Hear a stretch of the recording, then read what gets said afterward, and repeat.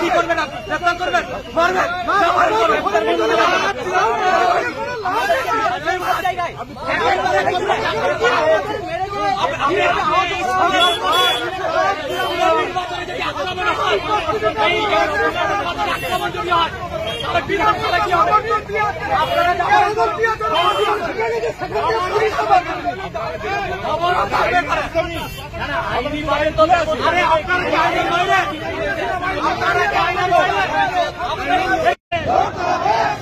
Police তৃণমূলের setting এর বিরুদ্ধে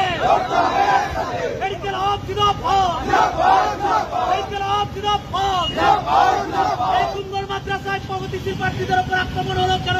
পুলিশ প্রশাসন জবাব চাই, জবাব দাও।